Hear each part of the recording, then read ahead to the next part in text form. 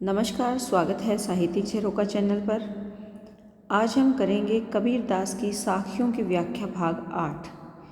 जैसा कि मैं पहले बता चुकी हूँ, कबीरदास जी निर्गुण संत काव्य परंपरा के कवि हैं और निर्गुण निराकार ईश्वर पर भरोसा करते हैं और उसी को प्राप्त करने के लिए नश्वर शरीर का त्याग करके राम नाम के स्मरण पर बल देते हैं।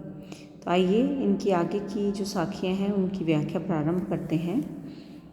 कबीरदास जी कहते हैं, कागद केरी नावरी पानी केरी गंग, कहे कबीर कैसे तिरूं पंच कुसंगी संग। यहाँ कबीरदास जी अपने मानव शरीर की नश्वरता का वर्णन करते हैं और क्या कहते हैं कि कागद केरी नावरी के जीवन रूपी महासागर को पार करने के लिए कागद यानी कागज केरी बनाई है। नाव यानी नाव जो पानी में या भवसागर से पार करेगी, उनका शरीर कैसा है? उस कागज़ की जैसे नाव होती है, जो कागज़ की नाव बहुत हल्की और बहुत ही जल्दी गल जाने वाली होती है, नष्ट हो जाने वाली होती है, ऐसे ही उन्होंने कागज़ की नाव बनाई है। अर्थात उनका शरीर उसी प्रकार की कागज़ की नाव के समान है। पानी केरी गंग, और जो सागर है, जो जीवन रूपी सागर है, उसमें जो पानी है वो कैसा है? गंग अर्थात गंगा नदी के बहाव के समान है। जो जीवन रूपी सागर है या जीवन रूपी नदी है वो गंगा नदी के बहाव के समान है।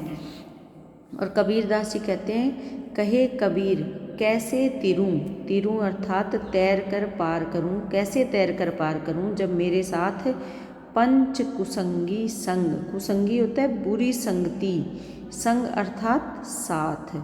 पंच क्या है? 5 कुसंगी कौन से हैं? काम, क्रोध, मोह, अहंकार और लोभ। ये जो 5 कुसंगी है जिनमें हमारा मन उलझा रहता है, ये 5 कुसंगी मेरे साथ हैं, जबकि मेरी जीवन रूपी नाव कैसी है? कागज़ के समान है। और इस कागज़ के समान नाव पर इतनी कुसंगियों को, इतनी बुराइयों को लेकर मैं इस महासागर को, जीवन रूपी गंगा सागर को मैं कैसे पार करूं? यहाँ पर कबीर अपने मन के भाव को व्यक्त करते हैं और ये बताते हैं कि अगर मानव विकार से मुक्त है, विकार जो पंच विकार हैं जिनमें हमारा मन उलझा रहता है, अगर मानव इन विकारों से मुक्त है तो ही जीवन रूपी सागर को पार कर सकता है। आगे कहते हैं, भक्ति द्वारा संकड़ा राई 10वें भाई, मन तो मैंगल हवे रहो क्यों करी सके समाई। यहाँ क्या कहते हैं? कबीरदास जी भक्ति के कठिन मार्ग का वर्णन करते हुए कहते हैं कि जो भक्ति का मार्ग है, भक्ति जो मन ईश्वर का नाम स्मरण करता है ईश्वर को प्राप्त करने के लिए, वो आसान कार्य नहीं है। वो मार्ग कैसा है? वो मार्ग बहुत मुश्किल है और भक्ति के माध्यम से ईश्वर के द्वार तक पहुंचना, द्वार अर्थात दरवाज़ा, जो ईश्वर प्राप्ति का द्वार है वो बहुत ही संकड़ा है का मतलब है संकीर्ण है, छोटा है, पतला है, बहुत ही छोटा मार्ग है। कितना छोटा? राई के 10वें भाई, यहाँ भाग होगा, राई के 10वें भाग के जितना, 10वां भाग। राई बहुत छोटा सा एक दाना होता है, उसका भी एक 10वां भाग यहाँ कबीरदास जी कहते हैं कि राई के 10वें हिस्से के समान छोटा द्वार है। कौन सा द्वार? भक्ति का द्वार, जिसके माध्यम से ईश्वर को प्राप्त किया जा सकता है। और मेरा मन तो मैंगल हवे रहो, मैंगल होता है मस्त हाथी मस्त, जो मस्त हाथी है, मेरा मन कैसा हो गया है? वो भक्ति पर ध्यान नहीं लगाता बल्कि मस्त हाथी के समान हो गया है। और हमें जाना कौन से द्वार में है? जो राई के 10वें भाग का भी छोटा सा भाग है, उस द्वार में जाना है। जबकि हाथी तो एक बहुत बड़ा जीव है और इतने छोटे मार्ग में कैसे जा सकता है? तो कहते हैं कि मेरा मन उस मस्त हाथी के समान हो गया है। क्यों करी सके समाई, क्यों कर कैसे समा सकता हूँ किसमें? इस भक्ति के द्वार में, कि मेरा मन तो मस्त हो गया है, मोह माया में उलझा हुआ है, और ये कब इस 10वें भाग में जा सकता है, जब ये मस्ती का त्याग कर देगा और निर्गुण निराकार ईश्वर की भक्ति पर बल देगा, तो ही मैं इस संकीर्ण मार्ग में जा सकता हूँ, प्रवेश कर सकता हूँ। इसीलिए मेरे मन को अपनी सीमाओं का ध्यान रखना होगा, या मन को जो मोह माया है उसका त्याग करना होगा। मन को विकार से अगर मुक्त नहीं करेंगे तो मस्त हाथी जैसे किसी के वश में नहीं रहता, उसी प्रकार मन भी वश में नहीं रहेगा। तो इस मार्ग में जाने के लिए या ईश्वर की प्राप्ति के संकीर्ण मार्ग में जाने के लिए मन को विकारों से मुक्त करना आवश्यक है। आगे कबीरदास जी कहते हैं, करता था तो क्यों रहा, अब करी क्यों पछताई, बोवे पेड़ बबूल का, अम्ब कहाँ थे खाई। कबीरदास जी अपने मन को संबोधित कर रहे हैं। मन कौन सा, जो विकारों से ग्रस्त है, मोह माया में उलझा हुआ है, कि करता था तो क्यों रहा। पहले भी तो तुम यही काम कर रहे थे कि तुम ये जानते हो जो कर रहे थे वो बुरे कार्य हैं और तुम उन्हीं को करते रहे। क्यों ऐसे तुम करते रहे, और जब कर ही लिया है अब करके, कि जब ये कार्य कर ही लिया है तो अब करके क्यों पछता रहे हो। बोवे पेड़ बबूल का, कि जब तुमने बोया है, लगाया है, क्या लगाया है, पेड़ किसका, बबूल का। बबूल या कीकर जो कांटों से भरी होती है, तो तुमने बबूल का या कीकर का पेड़ ही लगाया है।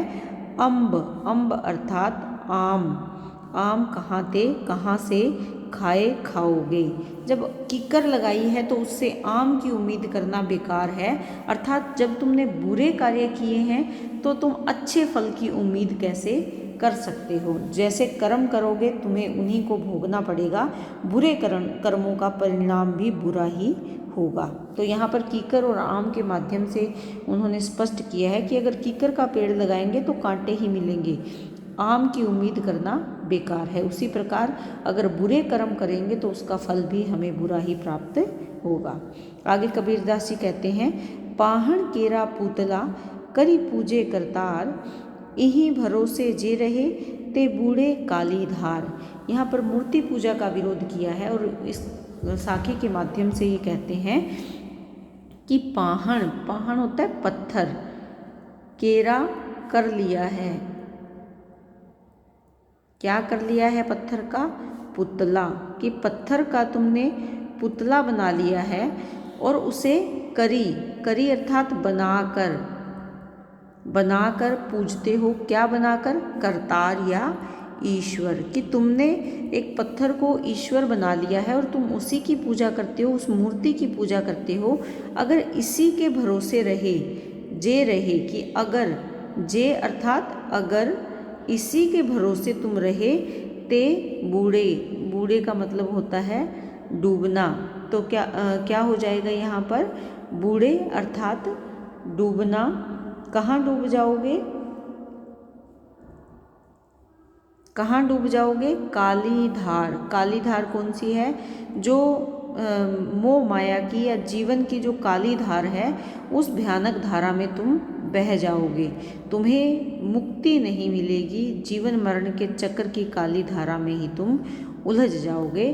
तो यहाँ पर कबीरदास ये बताना चाहते हैं कि अगर तुम मूर्ति पूजा में लगे रहे, तुमने राम के नाम का स्मरण नहीं किया, तो अगर तुम इसी मूर्ति के भरोसे बैठे रहे, पत्थर के भरोसे बैठे रहे, तो तुम डूब जाओगे। कहाँ डूब जाओगे, काली धार किसकी है, जो तुम्हारी मुक्ति का मार्ग है वो समाप्त हो जाएगा और तुम इसी जीवन मरण की काली धारा में उलझे ही रह जाओगे।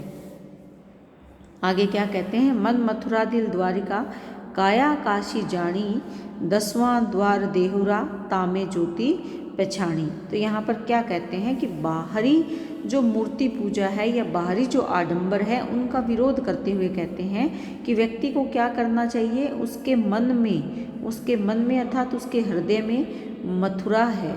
जो आदमी या जो इंसान अपने ईश्वर को प्राप्त करने के लिए कोई मथुरा जाता है, कोई द्वारिका जाता है, कोई काशी जाकर ईश्वर की पूजा करता है, तो उसका यहाँ विरोध करते हैं कि हमें अपने मन को या हृदय को मथुरा समझना चाहिए।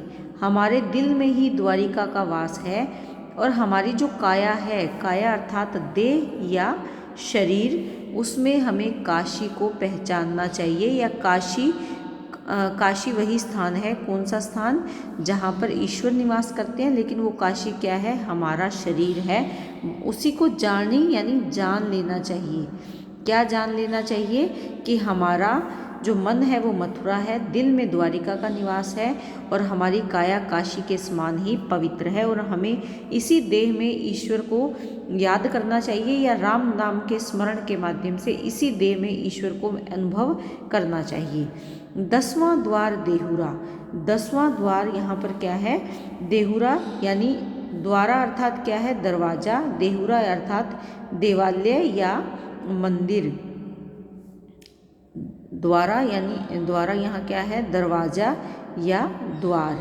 10वां द्वार यहाँ क्या बताना चाहते हैं कि हमें परम ज्योति को कहाँ पहचानने की कोशिश करनी चाहिए, अपने शरीर में ही पहचानने की कोशिश करनी चाहिए। और हमारे शरीर में स्थित जो 10वां द्वार है, 10वां द्वार है, ब्रह्म रंध्र है, उसी को हमें देवालय या मंदिर समझना चाहिए। तामे यानी उसमें किसमें, 10 द्वारों में ज्योति को, ज्योति क्या है, ज्ञान, प्रकाश, ईश्वर का ज्ञान पिछाड़ी पहचान लेना चाहिए। किसको पहचान लेना चाहिए कि हमारे जो ईश्वर की बनाई हुई देह है या शरीर है, उसी में ही ईश्वर निवास करते हैं। कहने का तात्पर्य क्या है कि परमात्मा का निवास प्रत्येक आत्मा में है, उसे हमें किसी बाहरी स्थान पर ढूंढने की आवश्यकता नहीं है। मानव के शरीर में जो आत्मा विराजमान है वो उसी परमात्मा का रूप है और हमें उसी में ईश्वर को पहचानने का प्रयास करना चाहिए। तो उम्मीद करती हूँ कि आपको ये अच्छे से समझ में आ रही है साखियाँ। मैंने जो कबीरदास की बाकी साखियों की वीडियोस डाले हैं उनका लिंक मैं डिस्क्रिप्शन बॉक्स में डाल दूँगी, तो आप वहाँ से वो कर सकते हैं। बहुत बहुत धन्यवाद।